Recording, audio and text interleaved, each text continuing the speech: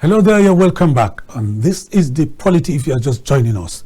The POLITY is a program that delves, and discusses extensively the issues, political, stories, making rounds within Nigeria and even beyond the shores of the country. And joining me in the studio is no other person than Ibrahim Garba Iceman. He's a communications consultant. Garba Iceman, you're welcome to the POLITY. Well, thank you very much for having me once again. Thank you, Garba. Garba, this program is a phone-in program, so viewers will be joining us in the course of the show, but not now. Later on in the course of the show, my producer is going to display the telephone number so that they can call to make the program interactive and conversational. Let us start. There are plans for a nationwide protest, which is scheduled to kick off on the 1st of August, that will run through to the 10th of August. 2024, and that the call for that national protest is getting traction on social media. But as it is today, the country remains divided. There are demographics who are hell bent on coming out on the 1st to demonstrate their grievance against what is, what they perceive as hardship across the length and breadth of Nigeria. And there are some demographics who are saying the time is not auspicious. The clock is ticking, and it is countdown to the D-Day. What can you tell us your feeling as of today, running through these few weeks? Well, let me start this way. Maucauley, it is a very, very difficult time for all Nigerians and even those in the diaspora, because Nigeria today is the most populous black nation on the earth. We know that. And at the same time, we have economic strength. So if you look at these narratives across board, whereby there's a call for protests owing to the rising cost of living, and at the same time the hardship being experienced by a cross-section of Nigerians. No doubt, other people will say, or rather some observers will say, it's happening at the right time. There have been several calls from civil society organizations. There have been several calls from international organizations on the need for us to restructure our economic plans. And I put this at the doorstep of the Minister of Finance and the Coordinating Minister of the Economy, that is Mr. Wale Edun, the Central Bank of Nigeria, the Governor of the Central Bank of Nigeria, Olayemi Kadoso, and at the same time, Mr. President Bola Ahmed Tinubu. Why am I saying that? They need to speak out more to enlighten Nigerians on some of these economic policies that are rolling out on a daily basis. We don't want a situation whereby, what you deliver today, tomorrow is this different thing entirely. Let it be a concrete plan for development so that Nigerians across board and economic experts and businesses should latch onto it, to make the economy better. Now, let me look at this from this point of view. I had the feelers that the lady from the UN, Amina Mohammed, has a critical role to play. I believe she was with Mr. President of recent concerning this protest coming up. And all these protests happening is no other factor but related to some of the policies of the IMF and the World Bank.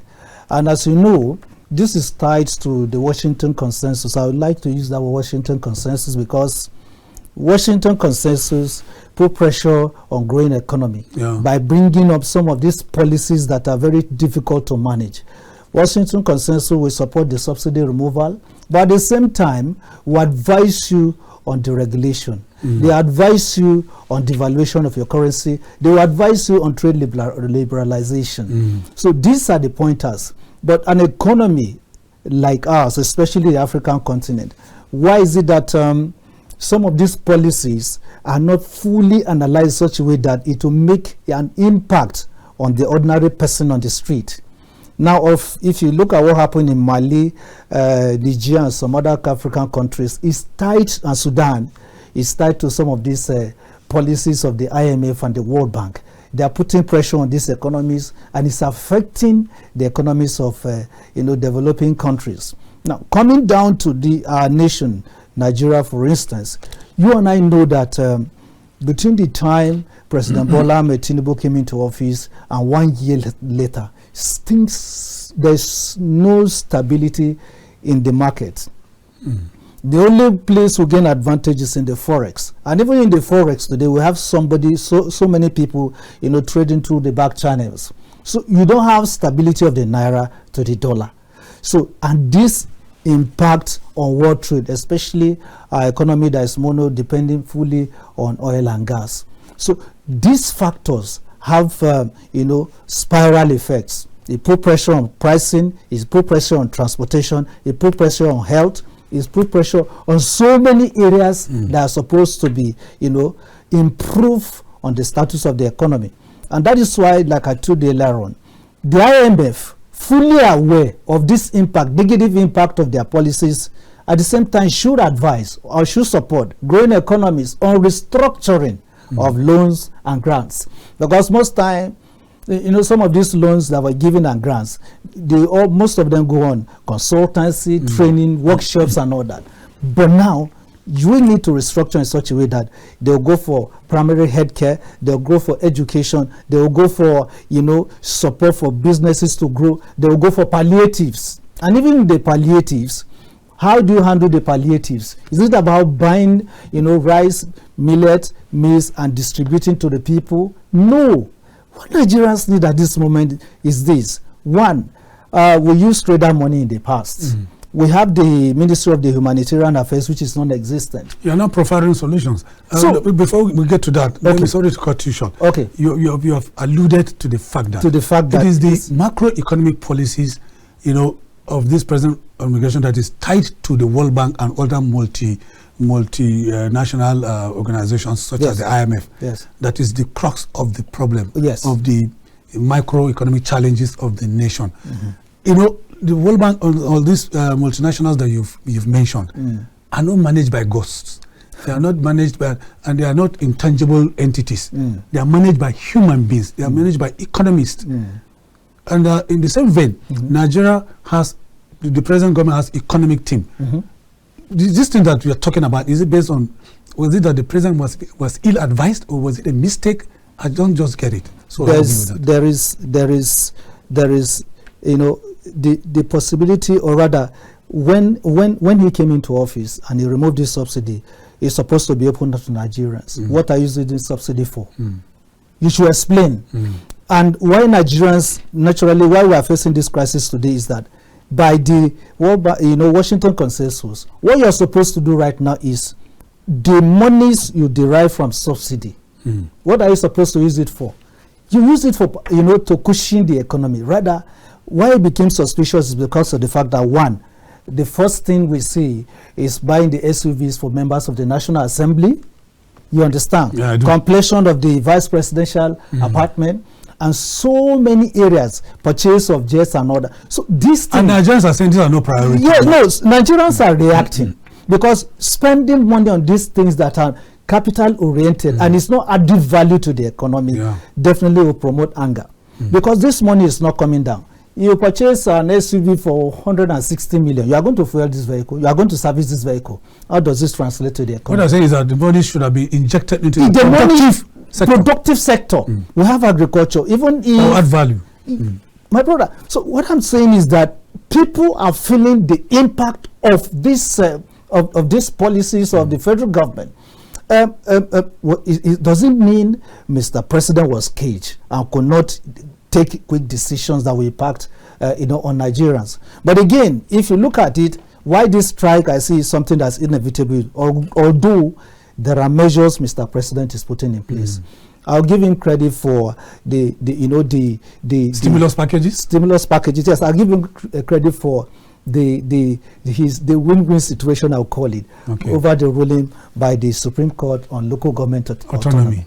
By that alone, you see money going down to the grassroots, because leaving the local government in the hands of the governors is like you are making them, a poverty republic.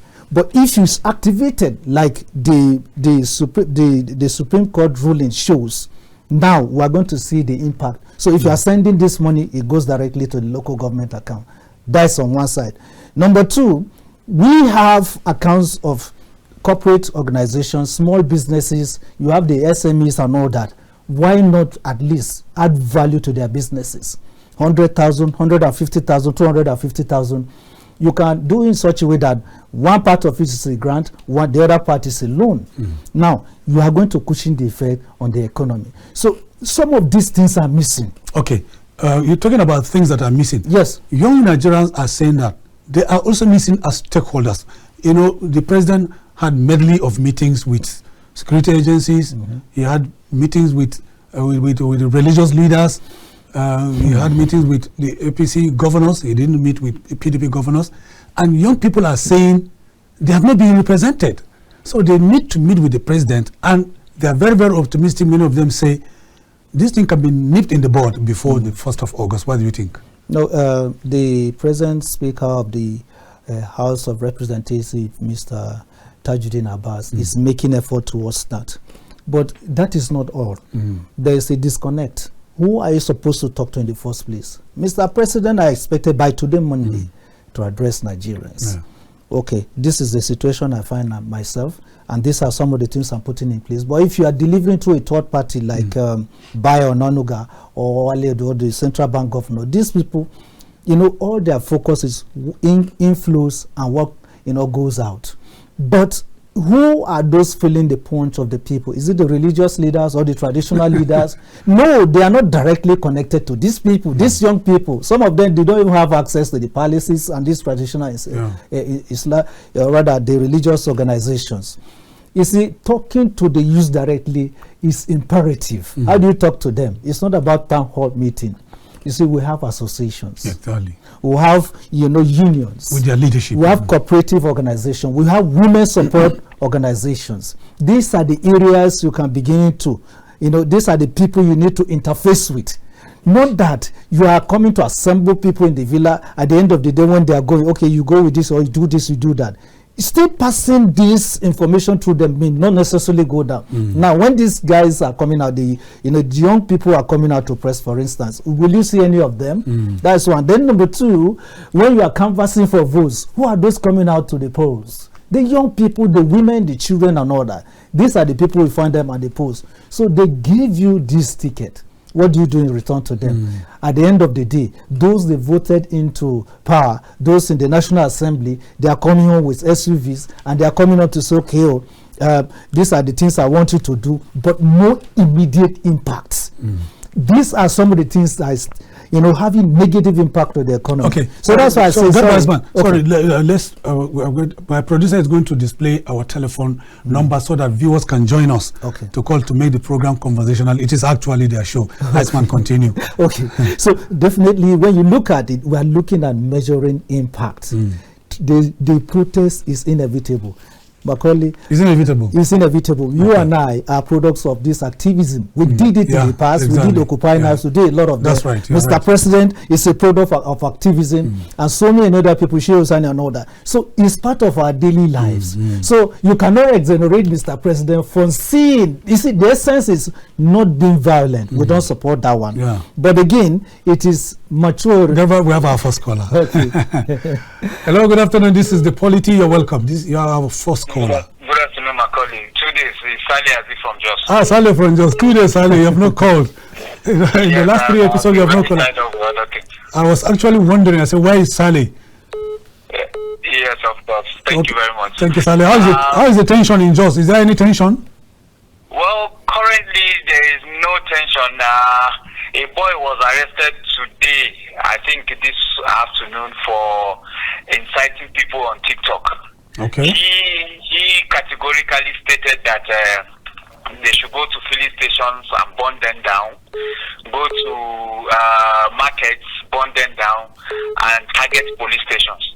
So the police have apprehended him today, and he's answering questions. Okay. Though a lot of this youthful exuberance is what they have been displaying. People just come on here and say things, they don't know the repercussion of what they are saying. Exactly. They don't know the gravity of what they are saying.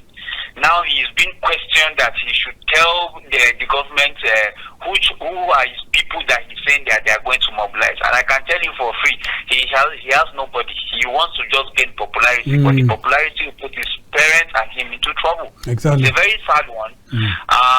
Going back to the question of the protest, the government should understand that the protest is not happening because of their corruption or whatever that they are doing. The protest is going to happen because of people are hungry, because of living is high. People are not finding it very difficult. The police, the army, the DSS, even the politicians themselves, if they will keep to their only salary, not allowances and even them too cannot go to the market. They cannot feed their family. Yeah, they right. cannot pay like them. That's right. So the reality of it is that when you're having free money, you have the leverage of saying people should not do what they are planning to do. My own take is people should protest about the suffering in the country, the hardship in the country without violence. Okay. Because at the end of the day, anything that you do in this country, criminals always enter the fray and start burgling people's shop, start looting, start burning people's cars. At the end of the day, the car that you're burning is the only livelihood for that person. That person is not a civil servant, but that is where he carries passenger and gets money. Okay. So I think the government should understand that people are angry, and the anger of people is not because of what government are doing, it's because of the livelihood of people. You cannot increase electricity from up to 400%. And people will not talk. You cannot increase fuel up to 400%, and you say people should just bear the consequences. You cannot. The food prices, common beans, rice, beans, and maize, they are all competing. There's no poor man food right now. Every food that you see is a rich man food. Before there's Gary 200 naira. Now Gary is about 1,000 plus. This is for Gary that only a wife and maybe husband and 2 children will eat for a day, 2,000 plus, minus soup, minus other things. So these things are things that we need to look inward. The government needs to be very fair in the issue of agriculture. Because if you cannot, a country that cannot feed itself is in trouble. That is number one. Number two, we need to look inward. We cannot have crude oil and not have refinery functioning. It doesn't make sense.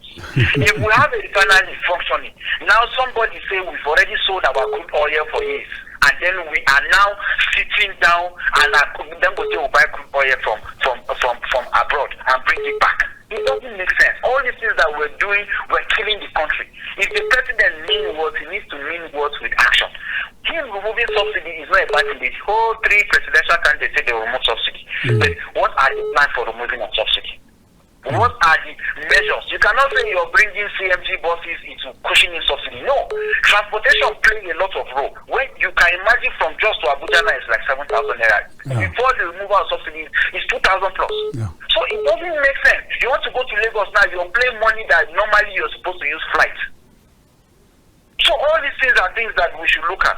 Please and please, government should take this thing serious. They should not say people are protesting or they are anti-government. This is not what we're talking about. We're talking about reality that people are suffering, and if they don't look at it with this eye of the golden eagle, at the end of the day, we'll just lost it in the name of we're trying to intimidate people.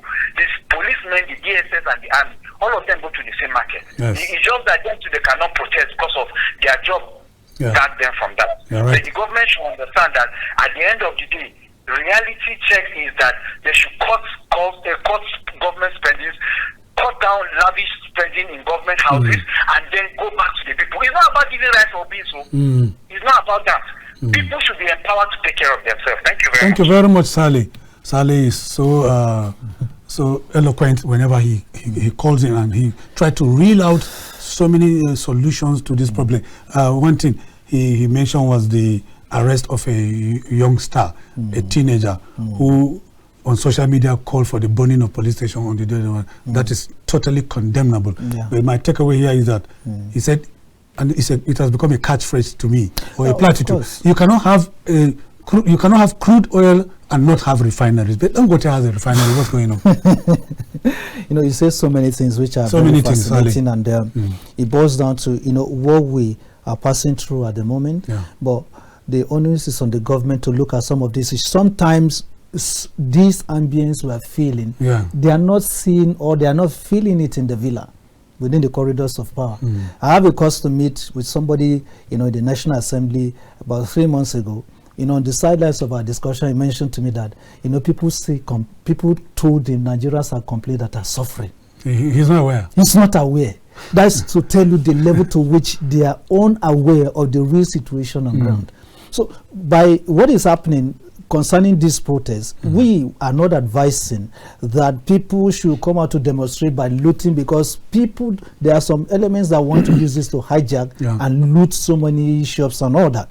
And at the same time, it's going to cause a freeze on our economy. So I think naturally, since we all agree that yes, this is the situation we find ourselves, government now, what will you do between now and Thursday to arrest the situation? The security people you are marshalling to the field, I don't know, going to the same market with us. Look at their faces. Sale said so. No, look at their faces. They cannot demonstrate. Look at their faces. They are feeling it. Why push them to the extreme? They have no option, but they'll just sit down and watch things happen. We want to avoid that. Okay. But what are those things we're supposed to do? Garba, Iceman, let's take this second caller. Yeah. Good afternoon. This is the POLITY. Your name, please, and where you're calling from. Good afternoon. This is Frank from Edo State. Okay, Frank from Edo State. Yes. Go ahead with your contribution. You see this protest, we all are angry for the way the federal government is going. But I want to beg Nigeria, they should not allow them to attack this protest. Let us make it peacefully. Especially those that their bodies, or they should not take it as a means to rob others.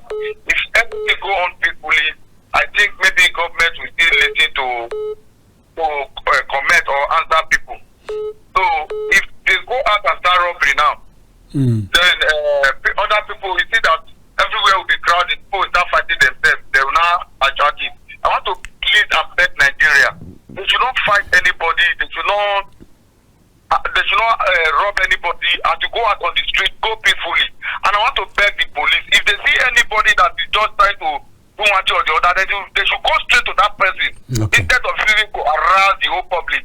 Maybe one person commit a crime, fight or they should apprehend that particular person and take him, let the law think, instead of using to rob the whole protester or start fighting. Thank you so much. Because what federal government are doing, they are road bad in this state, especially in the Agbo road, different places. They have not talked of doing road, doing anything or helping the economy. They are buying private jets, buying SUV for the government. Those that already have money to buy what they want already. So those things are bad. Okay, thank you. So that's my contribution. Thank you so very much for your contribution. Now, Garba Iceman, you are a communications consultant. Yes. Let's take a look at reactions emanating from the handlers of Mr. President in terms of strategic communication. Bayo Onaduga is the special advisor to Mr. President on information and strategy. Yes. But instead of comments emanating from his social media handle, hardly suggest any strategy in terms of communicating to the demographics that are angry. In the wake of this agitation, he came out to point accusing fingers at one of the leader of one of the leading opposition parties in the country, that is in the person of Peter Obi, the presidential candidate of the Labour Party, to say that Peter Obi is the man behind this, was the mastermind behind this planned protest. Not only that, yesterday he exacerbated the acrimony that he has created between himself and Peter Obi by daring Peter Obi to come out and lead the demonstration like, to quote him, Tinubu and Buhari did in the past. Would you say, as a strategic communicator, would you say that is good for the image of the country or the government? If you step into the political arena, your conversations, your narrations automatically changes. So the reactions is on both sides. And if you check well, Peter Obi has been very vocal of late concerning some of these policies. Yes, he's right as a Nigerian to speak out on behalf of other millions of people, because the situation we find ourselves, you need to remind government of their responsibilities. Now, Bayo Onanuga, well, I have listened, I've read some of his tweets, and I become amazed. I say, wait, is this the Onanuga we used to know before? A veteran in which most of us in the profession look up to, to derive knowledge and all that. But within the political arena, a jury has taken the back seat. Onanuga is now in the front seat attacking from all angles. No, it's not about attack. Communication requires that you persuade. Do you know yesterday a jury was on one of the sister TV networks? Yes. And he did say demonstration is an inalienable right of every Nigerian. Yes. So that's the kind of language people say. At this time, you soften the conversation. Yeah. You soften the attacks, and at the same time, you don't write directly attacking the personality or the institution. Okay, if you are accused of mismanagement, what are you supposed to do? Okay, these are the things we are putting in place. Along the way, we expect to see so until happen. This is why when you say strategic communications, it's something that if you're not skilled enough, you cannot manage information. So it's not just about being in the trenches of journalism. You see that level to which you are the spokesman of the number one person in the country. Yeah. Is it what he asked or requested you to do? Mr. Tinubu or Mr. President, is somebody I know him very, very, very strategic. You hardly talk, but he's behind the scene working to make sure that he leaves a positive imprint on the sands of time. Yeah. And I can see some positivity. We have a caller that has been insisting. Yes. Good afternoon. This is the POLITY. Hello. Good afternoon. Sorry for taking your call a bit late. My guest was making a valid point. Go ahead, your name, please, and where you're calling from. My name is Gabriel. Gabriel, are you calling from Lagos? From Benue. From Benue. Go ahead, sir. I want to appreciate you for the good work you are doing. Thank you. My first question was that Tinubu and Buhari protested during Jonathan for fuel subsidies. That's right. Why is it that we are trying to stop people from protesting now? This so it is. And we should live to read the city. So the truth is that people are angry with what is happening, and it's within their reach to correct some of those things. That's right. And until it is corrected, people will continue to be angry. So they should rise to the occasion and do the right thing. Okay. Thank you. Thank you, sir. Thank you so much, Gabriel. You heard what Gabriel said. But let's we're talking about strategic communication. Yeah. I'm brimful of concern because of the reactions from the international community.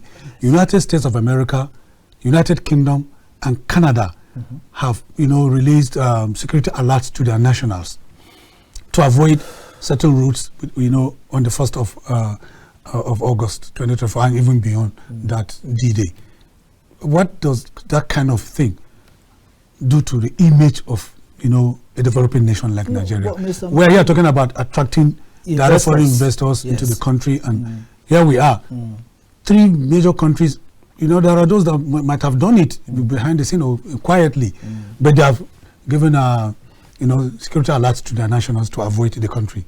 In the first place, is Onanuga not aware of the real situation on ground? He is aware. He should be aware. Secondly, what is happening right now, a date has been fixed, August 1st to 10th. What is he planning towards that? Is it about mobilizing full security personnel to the street to stop protesting, that this young man said? Yes, in the past, it happened during a good long time. I think you're going to continue on that line of thought. Okay. Let's take this caller. Iceman, please. Good afternoon. This is the POLITY. Hello, good afternoon, sir. Good afternoon, sir. Your name, please, and where you're calling from? I am Temple, calling from Niger State. Okay, Temple, go ahead, please. I want to make contribution to your program. You see, there is this. I remember vividly when this government was doing the campaign. Okay. The president makes a statement. He said that he will reduce the possessing power of Nigeria. I can remember that comment. And today the thing is playing out. Do you know that with 30 or 40,000 naira, it will take you just to fill your small car, just to fill the tank. So a lot of people, that is the salary of some people.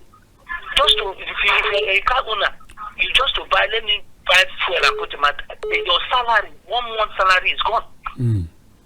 Who survive in such an environment? The thing is biting hard. Maybe those in the corridor of power, they are not feeling what we are feeling. The masses are suffering. I'm saying from my own end how I'm feeling it. The Nigerian populace have the right to protest. It is their right. And as I'm talking to you, even here where I am in Niger State, the people have even it is happening here. So, well, I pray that the government will listen and do the needful. Thank you. When the president made that comment to say that subsidy is gone, that was the beginning of the sorrows of what is playing out today. Okay.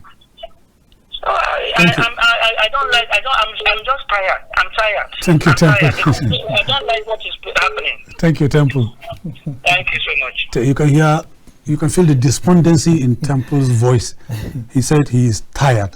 But what can he do? What can he do? Only to come out to demonstrate vent his anger on the D-Day. But Nigeria is divided. You and I know that Nigeria is divided.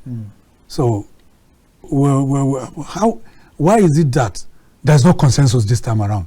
Or do you think there is a consensus? No, generally heading to one direction. Generally, if you sample opinion, it's like 70-30. Yeah. Some people are coming out to advocacy that look, even if you are going on this protest, manage it so that people don't infiltrate.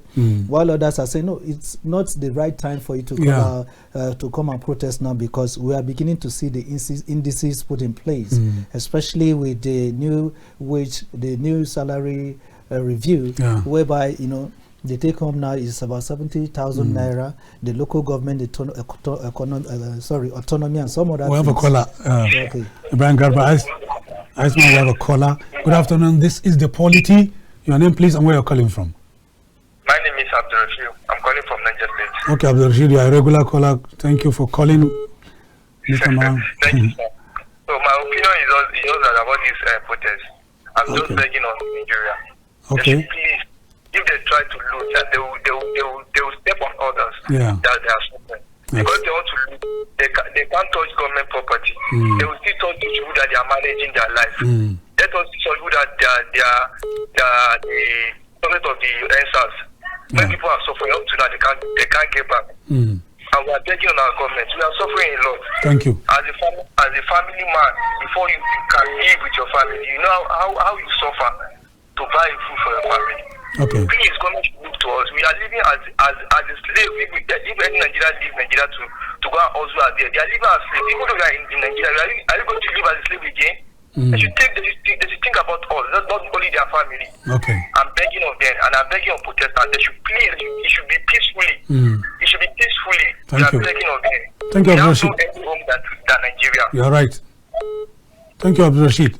Abdul Rashid from Niger says he's concerned that we don't have any home than Nigeria. That reminds me, Iceman. While growing up, there is this platitude: a hungry man is an angry man, and it has stayed with us all these years. On the day of the protest, if you remember, casting our mind back to NSAS on the 8th of October 2020, there was widespread looting, and even this president's business was burnt, and the TVC station was set on fire. So that's the kind of fear some people are demonstrating. And Abdul that called from Niger State, admonished protesters not to touch government property. No, it's normal because sometimes, like we say, if it's not well managed, it could go out of hand. You are looking at the time, people will come out, the time to disperse, and it's going to be from what we know or what we have hearing right now is it's going to last for the next 10 days. These 10 days, what is the nature of the market? Would there be movement? There's going to be chaos almost everywhere. But like I told you earlier on, it's not too late for the government to manage it. Mr. President, in his wisdom, I believe, is thinking of something, an immediate and quick solution. But you see, Maucauley, I'm looking at two things. One of the things people don't mention about is this multiple taxation. And the interest rate that is so high, especially the lending rate. This thing has multiplier effects. Yeah, it has. So if you are moving produce, agricultural produce from, let's say, Kaduna to Abuja, You know what it means? When, one, you have to pay for the cost of fueling, you have to pay for the cost of haulage, you have to pay for, all these people monitoring agricultural produce and all that. So if you look at this if you look at these multiple taxes they are paying, it weighs on the economy. And that is why, you see, that is why government should be strategic now. Coming out, what are those things that impact directly on the ordinary Nigerian? Food. Not even shelter now, food. Okay. On that food note, let's take this caller. Good afternoon. This is the POLITY from KAFTAN Television Live. Your name, please? Yes, my name is Mrs. Jane. I'm calling from Mrs. Jane, we appreciate you are the first female today. Please go ahead, Mrs. Jane, with your comment. I'm following your program, sir. Thank you. Thank you so very much. Protest. Thank you. We are tired in this country. If Mr. President, especially the first lady, she's a woman like me, let her put herself in our shoes. Could you raise your Mrs. Jane, could you please raise your voice? Could you please raise your voice? You are barely audible. Okay. Okay, go ahead. We can hear you loud and clear. I have 5 children. In this country now, we can't pay school fees of our children. We can't even feed our children. Please, even the fuel in this side is very high. Yeah. Let them fill our tanks too and help us now. Thank you. You can't even travel to your village. Huh? Okay. Thank you. Thank you, Mrs. Jane. The prices of food in the market is too high. It's too high. Please. Everybody knows that. Yes. Okay. Mrs. Jane is... Let Mr. President help us. Okay. Mr. President is hearing you. Thank you, Jane. I cannot help but laugh. It's actually not a laughing matter, but I cannot help but laugh. Ibrahim Garba, Iceman. Jane earlier started by saying 70,000 naira minimum wage cannot even feed a bachelor.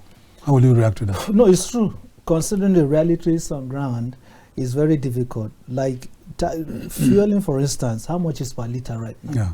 The minimum you can get is 690. Yeah. And even outside Abuja, when we are going inwards to Kano, Meduguri, all these places, as far as 800, 900 naira. So if you look at this, how much do you need to fill a tank? Okay, let's take this caller. Yes. Hello? Good afternoon. Hello, yeah. Good afternoon. This is the POLITY. Good afternoon and welcome, sir. Your name, please, and where you're calling from. Okay, my name is Chiri Amadi, calling from Port. Okay, go ahead, sir. I expected the president before now to address the country. Yeah. Before now. I think it's a very bad idea for the president of Nigeria to address the country. Could you turn down the volume of your TV, sir? Turn down the volume.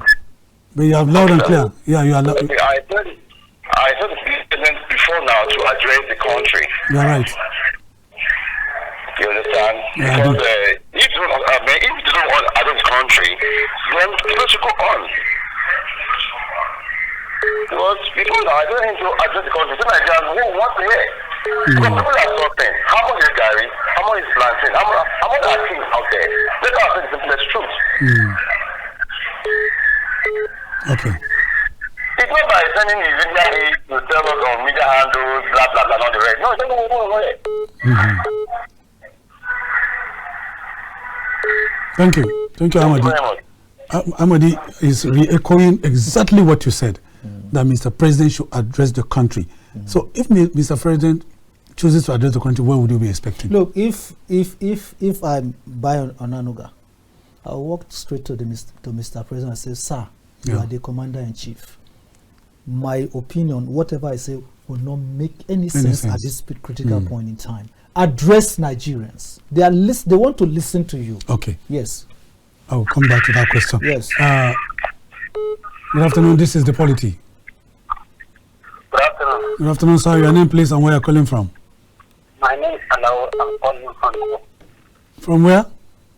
From Jos. Okay, go ahead, please, with your contribution, Alao from Jos. It's your show. Thank you. Yes, sir. You see, in fact, we are suffering in Nigeria nowadays. You can't buy rice. You can't buy curry. you can't buy this. You can't take transport from one end to another end. Nothing is impossible, sir.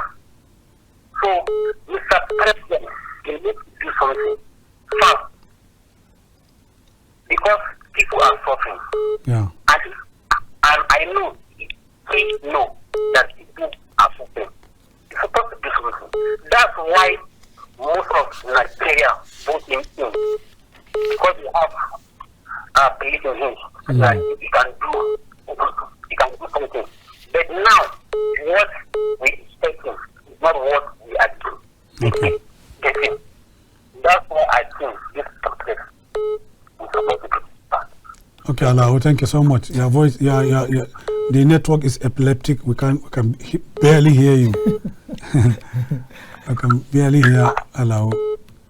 Go ahead with your line of thought. You say if you were by Onanuga, you meet Mr. President straight and look him in the eye and tell him, sir, my comment will not hold water because it is meaningless. It's too late. Speak to Nigerians. What will you be telling him? Yes, it's very simple. You know, you have gone to town. This is what I've gotten. Yeah. One, you were a product of Demonstration. or activism. Activism. And this is what led you to this point. Yeah. Because Nigerians from all walks of life, were in solidarity with you. I even sponsored some, demonstrations in the past. And on this same issue, what happened between then and now? Did we witness any change? Now you are on the seat of power. If I'm going to speak, it doesn't make any sense. Mr. President, there must be things you have under your sleeves. You want to say to Nigerians, but we don't know. So you have 2 days to say that. And he can do it successfully. Because Tinubu today, if he comes on air to say, my fellow Nigerians, I'm aware of the situation on ground. But these are some of the measures we are putting in place. Not we are putting in place. There's a difference. We succeeded in this, we are succeeding in that. And at the same time, you push the ball to who? The governors. Okay. Address your people. Okay, let's take this caller. You know, he's been supporting you. Good afternoon. This is the POLITY, please. Good afternoon. Good afternoon, sir. Your name, please, and where you're calling from. I'm calling from Port Harcourt. Okay, Port Harcourt. Okay, please, I love to emphasize on this. Yes, turn down the volume of your TV and then continue. So everybody in Nigeria is good analyst. Okay. We can see when we analyze the issue of the Nigeria. But when we get inside, to put it at work, it becomes an issue. You can see the problem of Nigeria that we are passing through. It's very, very pathetic for everything that is happening in the common man and what affecting even the household, they cannot fit. What Mr. President should do is to address Nigeria. Okay. Whatever thing they were promised us during the campaign, Exactly what you said. nothing they are fulfilled. That is the pain that Nigeria is passing through. None of them is even the action of each other of the passing through. So either they address the citizens that because it's not ruling a coward. People must protest because the action is too much. We can't bear it. Thank you. Thank you so very much. Thank you very much. We appreciate your call.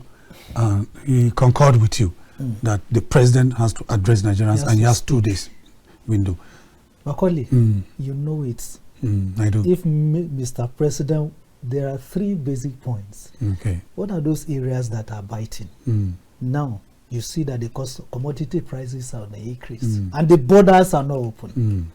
You are not allowing competition. This thing freezes the economy. Yeah. Multiple taxation must be addressed from the park. And at the same time, everywhere you go, you have people stopping your vehicle, checking, pay this, pay that, when it's biting hard. Number 3. And there's no commensurate. Yes. Number 3, it's not easy now for you to say, look, I'm going to pay subsidy. It's going to be difficult. It's going to be difficult. Okay, let me take this call and then we'll come back to that. Okay. Good afternoon. This is the POLITY. Hello? Yeah, we can hear you loud and clear. Your name, please, and where you're calling from. Yes, I'm George. I'm calling all the way from Taraba, Taraba local government. Taraba, okay, you can hear Iceman in the studio saying it's not possible to remove subsidy. Your contribution, please. yes, my contribution is Mr. President should by now come out and address the nation. Okay. Because things are getting so, people are suffering. In fact, right you there in the studio, if you come out and see what people are passing through, you really regret. We're part of the country. We go to the market also, so we know everything. We pray that at least you should address, you should open the border. That is one. Two, you should bring down the price of foodstuff. Okay. Three, the price of chemicals that farmers are using in order to on their farms.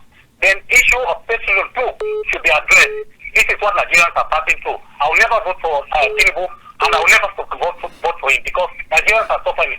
Okay, thank you. Thank you. You can see the vehemence in his voice. No, and let's go back to what you were saying. He's so angry. Nigerians are not happy. It's natural. It's natural that people react this way. But Maucauley, you and I know. Before I forget that you were talking about, say it's difficult to remove subsidy at this point. Why is it difficult? It's this because one, to reverse it. If you come already, there's something we know that there's an upfront payment using our crude oil. Yeah.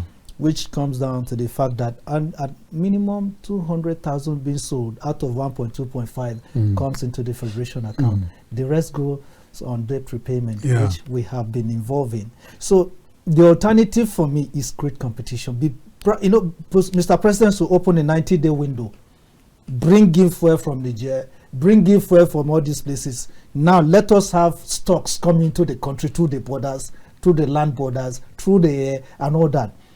Do this within 90 days, essential commodities or cash. Garba, let's take this caller. We'll come back to Dangote Refinery and our moribund refinery that we have in the country. Good afternoon. Turn down the volume of your TV set and then you can make a comment. Okay. Please, turn it down.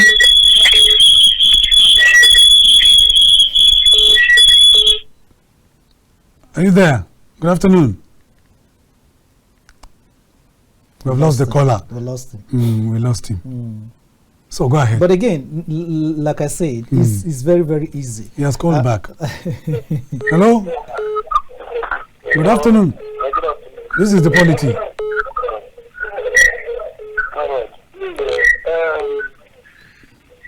Are you hearing me? I can hear you loud and clear. Please go ahead. Okay. I want to put my own contribution then. Okay, go ahead. This issue of fuel subsidy. Yeah. I don't think Nigeria have to call it fuel subsidy. Fuel black market nationwide because for able to go and stay, you are buying fuel at a rate of 850 naira. Okay. Some are selling 800, some are selling 830. So the rampant price is every year 850 for the particular place I'm staying in Suka. I don't know the reason why federal government, the federal government don't know the people are buying fuel at black market price, not subsidy price. They have to know the refinery. They have to be moving nationwide to go because of this fuel issue for Nigeria. I beg. Okay. I'm begging Minister of Information to circulate this thing to Mr. President. Okay. Thank you. All right. Thank you very much for your contribution. Nigeria operates a money economic system with over dependence on oil, and this entire brouhaha is tied to the oil that we have, because this hardship came about as a result of, first of all, the removal of subsidy. And you and I agree that is the removal of subsidy on the 29th day of May 2023 that triggered this hardship in addition to other macroeconomic policies of the present government. Now, we have our refineries that are moribund. The three of them are moribund. But there's a promise by government. We've heard promises of milestones for the turnaround maintenance of the refinery, which never came about.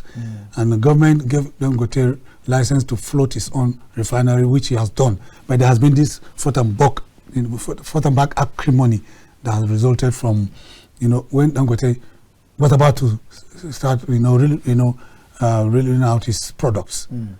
What's your reaction to that? No, it boils down to these ideas whereby at least we need to set up modular refineries.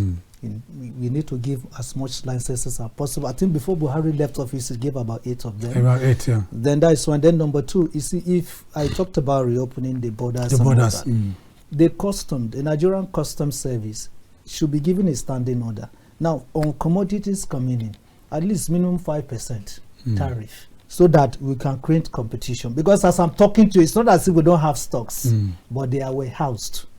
Okay. To punish Nigeria. No, it's real. To punish Nigeria? Yes, they are warehoused. Why would the government come with for the purpose of punishing its citizens? No, it's not government that, warehouse this produce. They are marketers. Go to Kano, go to all these places, these products are warehoused. Okay. So what do you do in the immediate term? That's why I say Nigerians want to hear from you. I'm opening up my border. And Nigerian customs, whichever produce that are coming from rice, millet, maize, and all these things, 5% tariff. Okay. It should be for the next 90 days. Now, when you do that, they open the warehouse, they start selling.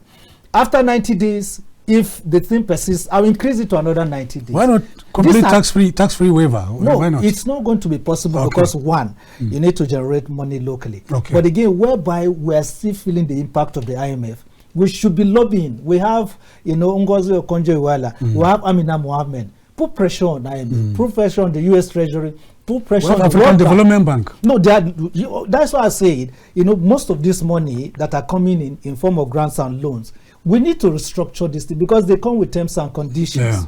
Yeah. And that's why I say, look, there's a way you manage. Locally, these are the immediate things you need to do and show Nigerians that you are ready for action. Then, at the same time, internationally, these are the steps you need to take. Okay, well, we're getting ready for action. Let's take this caller from our number 11th caller, please. What's your name and where are you calling from? Good afternoon. I'm calling from Delta State. Okay, what's your name, sir? Mr. Joseph. Sir Joseph, go ahead with your contribution, sir.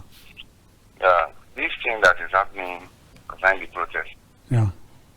We should try our best that we not hijack it because we know that the people that will hijack this protest are the politicians that will send them to come and hijack the protest. These are the things they will do. We should just be careful. Okay. Then one other thing again, the people that are jeopardizing the effort of the president are still the same politicians.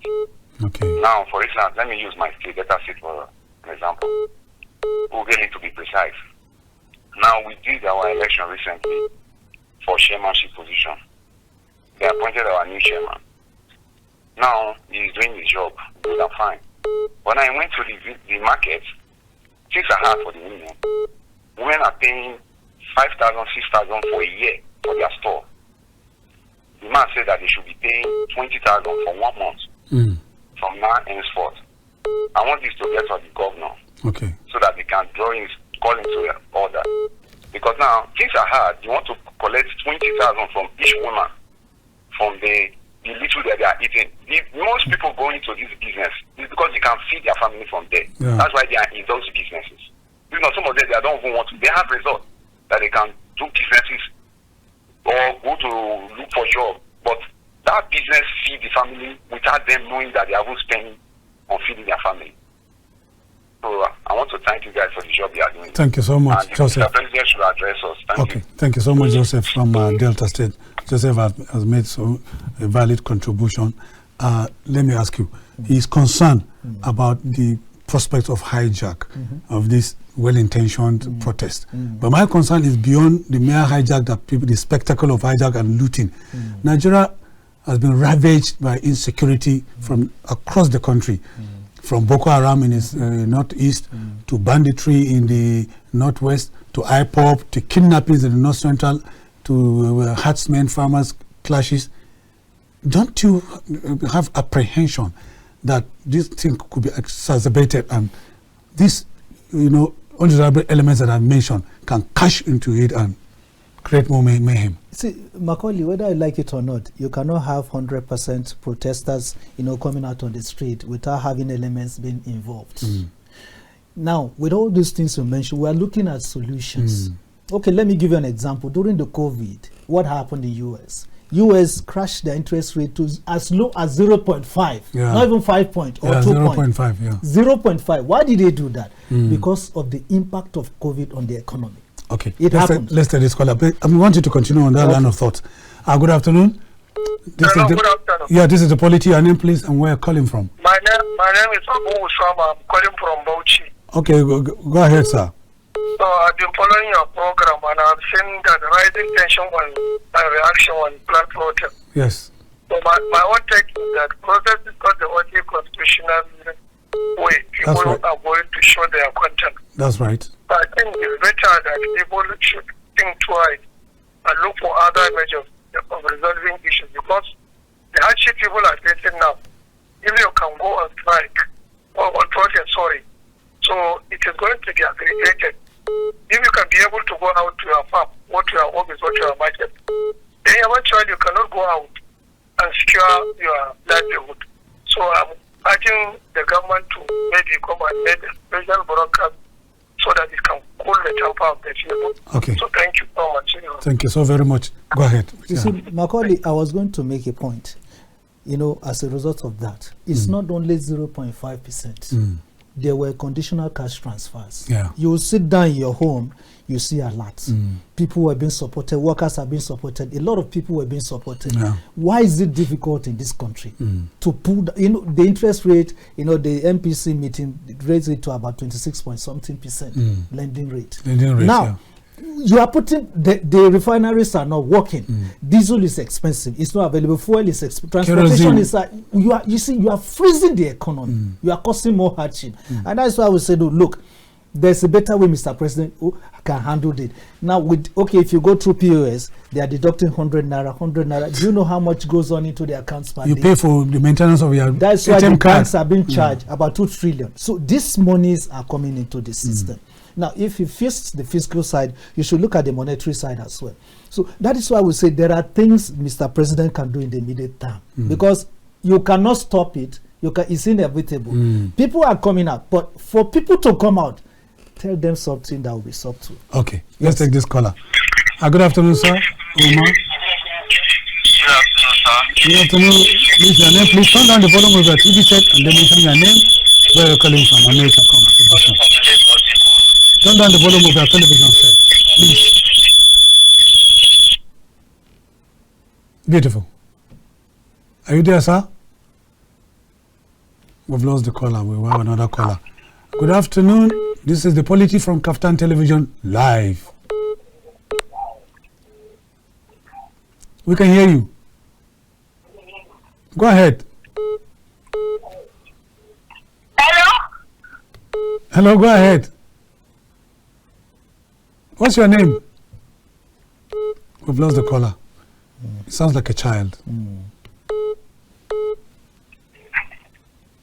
Iceman, go ahead. Continue.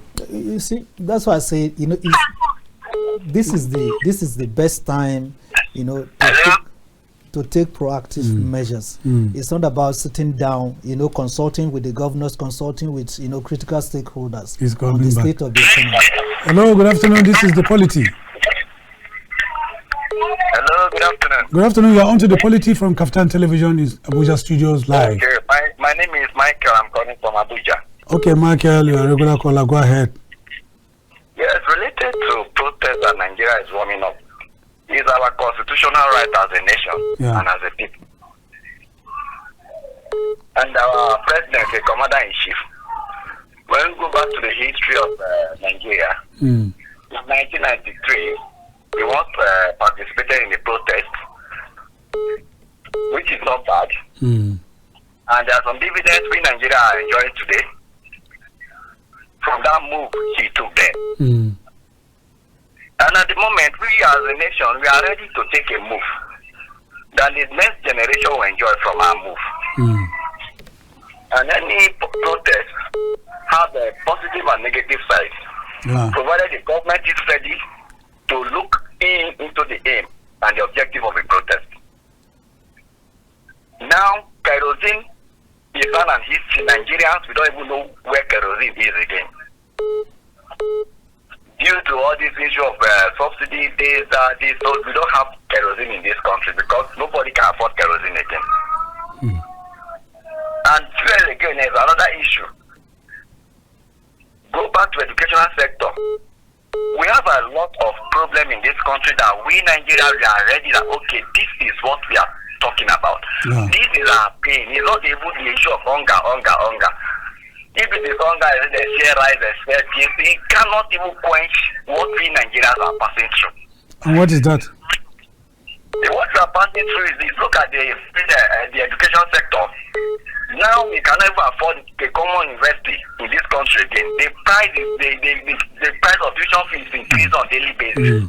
That's right. So we Nigeria, a president or a leader who expect us to fold our arms and everything to just calculate that nobody can afford anything again. We have crude oil in this country. We don't have refineries. Okay. And we have a lot of mineral resources that we cannot even mine. And we are buying SUV, buying all manner, buying private jet, the new and the old, everything, buying without, we don't even know where we are going to. Protest is our civic right. And we are ready to come out, not to fight. Tell the government, this is our pain. This is what we are talking about. Okay. And we are ready to, we have to present this to you. It's left for them to look into our aim and objective. Correct or system they have to correct for the sake of next generation. If not, we have suffered already. Okay, thank you. That is my take, sir. I really appreciate the program. Thank you so much, Mike. And God give you more grace. Amen. We appreciate that Thank call, you. Mike. Mike has made some.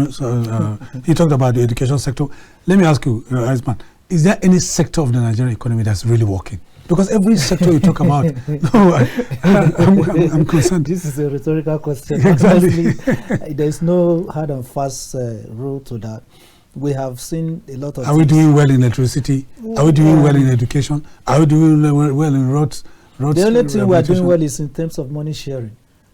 And at the same time, people, like I say, people at the corridors of power should begin to have a rethink or a reorientation on the real situation on ground. Okay. You are at the National Assembly, you are a governor, these are critical stakeholders. Are they not feeling the pangs of what is happening? I think they are. Let's take this caller.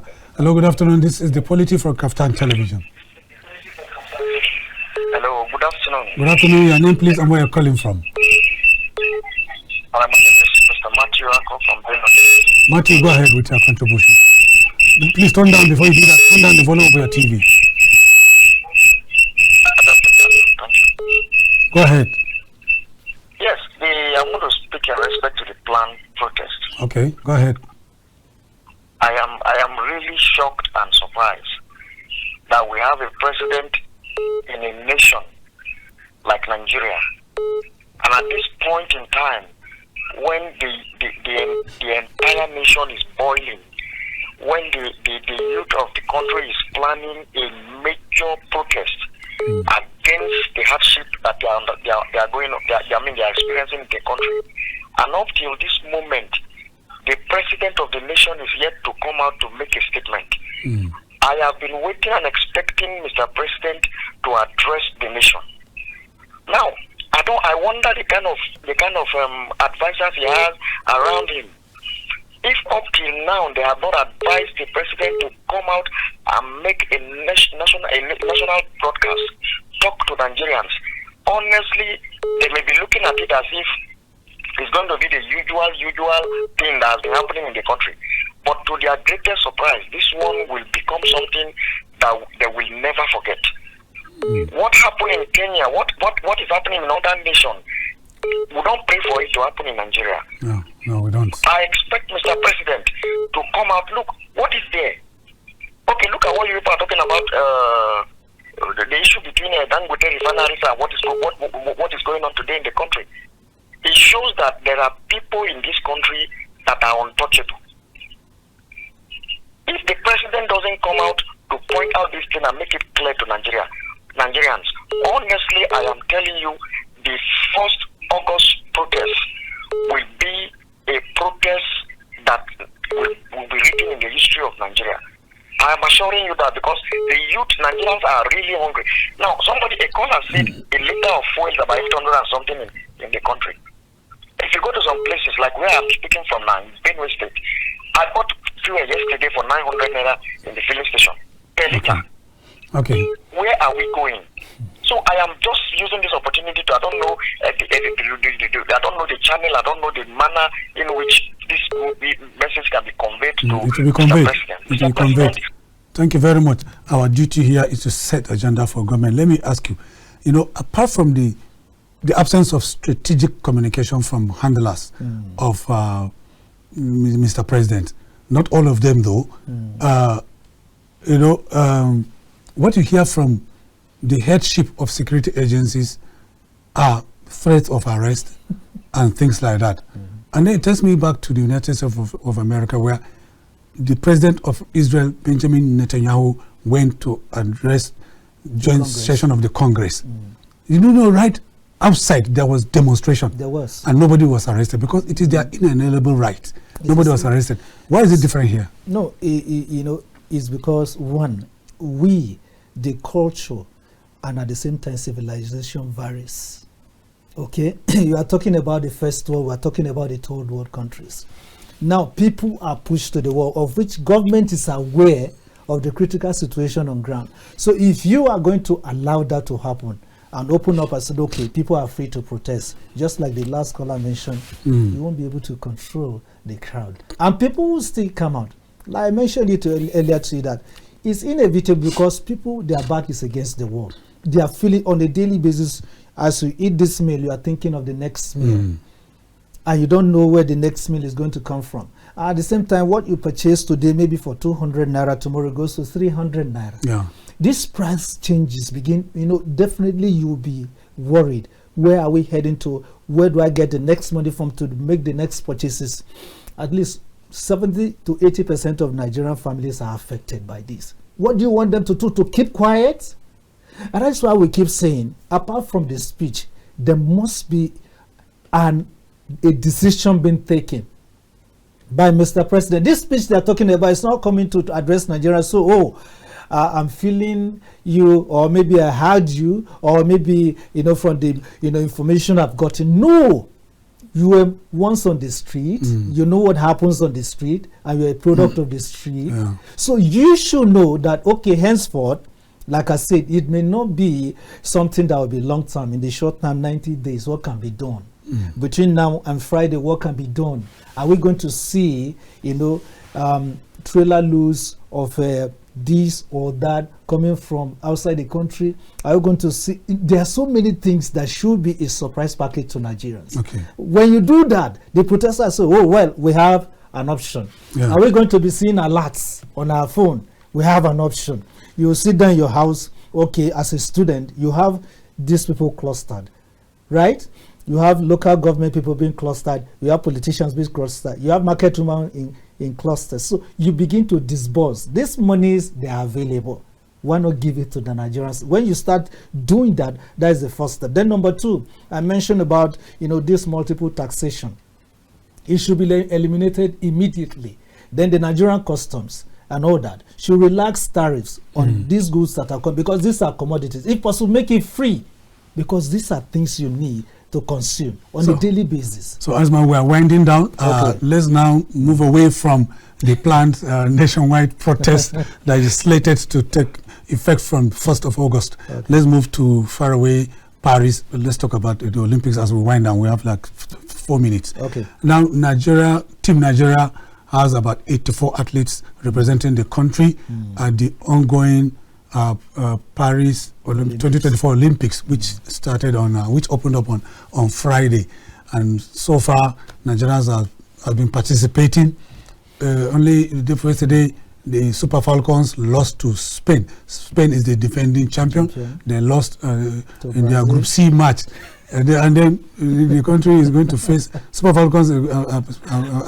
Are getting ready to face Japan. Yes. They lost to Spain 1-0. And the good news is that the basketball team, the Tigers, defeated their counterpart. Yes. What's your take on that? No, I think Nigeria, let me commend our females. They are doing better than the men because the females are more committed but underfunded. Okay, indeed, by the Sports Federation. Yes. If we encourage our women participation in sports, we are going to see more medals, and at the same time, we are going to see more achievement in our sports. But the men, on the other hand, have failed us, especially in the field of football and all that. So I think it's a positive sign for us to participate in the first place. At least it takes the pressure of the country that yes, we're participating in sport. Meanwhile, there are other things we should be looking out for. Going there to participate in the Olympics, is it just to make up the numbers? We have our national pride as state. So at least the women basketball team, the field sports and all that, we should be able to eke out some medals from there. I see positive sign from this, because the sport minister did came out clearly to say, look, for the first time, these athletes have proudly been supported by the federal government. They are fully motivated. But we want to see that happen, because most times some of these athletes, they don't get paid, and sometimes when they get paid, the money that doesn't get to them, or so oftentimes they pay them, what they are paying them is minimal compared to other nations. Nigeria is big, but we should be seeing us making impact in this Olympics. I see that happening. Okay, now let's come back home and talk about something that is sad. In the midst of despondency, despair, and the hope you talked about coming from the Olympics, Nigeria lost two great leaders. That's Chief Emmanuel Iwanyawu and Senator Ifeanyi Ubah. And Iwanyawu died at the age of 82. Ubah died at the age of 52. And the space between the two of them was not more than 3 days. Both of them contributed immensely to the growth of this country by establishing businesses. They employed labor, contributing to the GDP of this country. How did you receive the news? No, these are icons. And Iwanyawu, we know what his contribution, especially in the field of football. The same thing with Ifeanyi Ubah. These are people that left legacies. Iwanyawu was one time the Hanese president general, and he has added his voice to the Nigerian polity, especially in superior debates. This man is somebody that I would say we really miss him, because somebody that has been able to leverage on some of the issues on ground to provide his to raise his voice concerning issues that affect especially the Igbo people in Lagos and other places. Now, Ifeanyi Ubah, politically, I see that death was shocking to a lot of people, but I see a situation whereby Nigerians will continue to admonish them. At least we should celebrate them in their deaths. Okay, that's my take on that. Okay. At KAFTAN TV, our heart goes out to the entire Igbo and the families of both icons that departed to the great beyond, and that's how far we can go on our package today. I thank Ibrahim, Garba, Iceman for finding time to come. He's a communication consultant. Thank you so very much, so profoundly, Garba. You're welcome. I thank our vibrant callers for calling in. My name is Maucauley Hunohashi. Bye for now.